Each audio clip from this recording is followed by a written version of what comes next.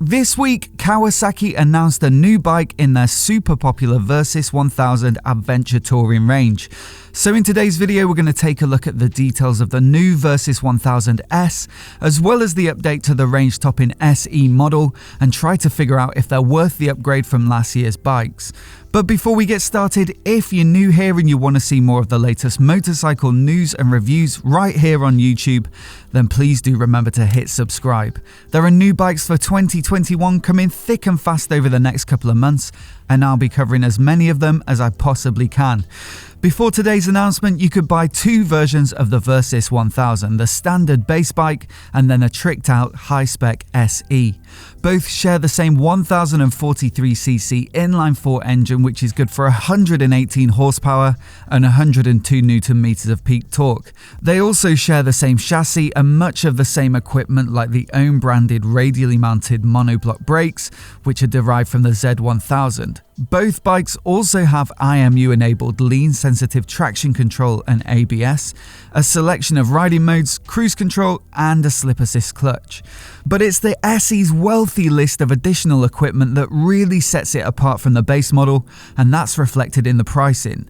The biggest upgrade comes in the form of semi-active electronically adjustable suspension, which responds to stroke sensors, current speed, throttle position, and lean angle to automatically tweak the damping of both the fork and shock to give the optimal ride in any situation. The SE also gets a color TFT dash, handguards and heated grips as standard, a larger touring screen, Bluetooth integration, cornering lights, and Kawasaki's patented anti-scratch paint. But with the Versys 1000 starting at £11,300 and the SE coming in at £14,699, all that extra gear creates quite a gulf in price of almost $3,500. And Kawasaki seem to have recognised that for 2021, introducing the new S model to sit in between the other two bikes in the range. In their own words, it's the best of both worlds. You can think of the new S model as essentially the base Versys 1000, but with the majority of the goodies from the SE. It gets the heated grips, handguards, and the large height-adjustable screen to increase comfort levels on longer rides. The full color TFT dash is also included, which is a marked improvement on the LCD unit of the base Versys 1000, and it also enables Bluetooth connectivity and integration with Kawasaki's Rideology app. The SE's cornering lights are also on hand to increase visibility by lighting the inside of a turn, and there's also an up and down quick shifter as standard for when the pace picks up. The self-healing paint is also included, which uses semi-liquid molecules within the coating that can change the appearance of light scuffs back to a standard-looking paintwork. So it essentially has all of the upgrades that you'll find on the SE, but without the expensive semi-active electronic suspension, and that means you'll save almost $2,000 with a starting price of £12,999 for the Versys 1000S. That puts it pretty much slap bang in the middle of the standard bike and the SE. Plug in that $3,500 price gap. But the SE also gets an update for 2021, and it's to the electronic suspension that we've just mentioned.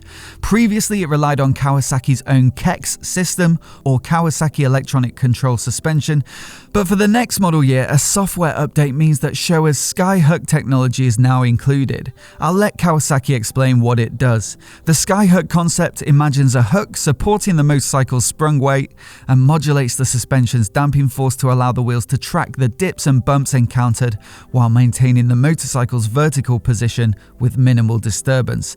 Showa's Skyhook software, which has been carefully fine-tuned by Kawasaki's engineers, ensures the Versys 1000's sporty riding character has been preserved, delivering a smoother ride as it continually adapts to the road surface in real time. Road holding ability is excellent. Pitching, especially when riding with a passenger, is reduced, while steering remains light when riding on the highway, and the bike feels more stable when riding in rain. It's the first time Kawasaki has used the Skyhook tech on one of their bikes, and its inclusion on the SE results in a price bump of a couple of £100 to £14,899. But then, if the tech's as good as they say it is, it might well be worth it.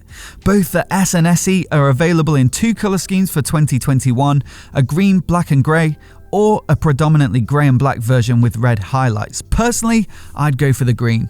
Both bikes will also be available in a couple of editions, starting with the Tourer spec, which adds a pair of 56-litre panniers with inner bags and a tank pad. On top of that, there's the Grand Tourer spec, which has the same panniers and tank pad, plus a 47-litre top case with inner bag, fog lights, a GPS bracket and frame sliders. Add £800 to either bike for the Tourer and £1,700 for the Grand Tourer. That pushes the total price of the top spec SE model in the Grand Tourer edition to £16,599, which is getting on for the sort of money that you pay for a more powerful and premium bike like the Ducati Multistrada 1260 or the KTM 1290 Super Duke. I'd love to know what you guys think in the comments below.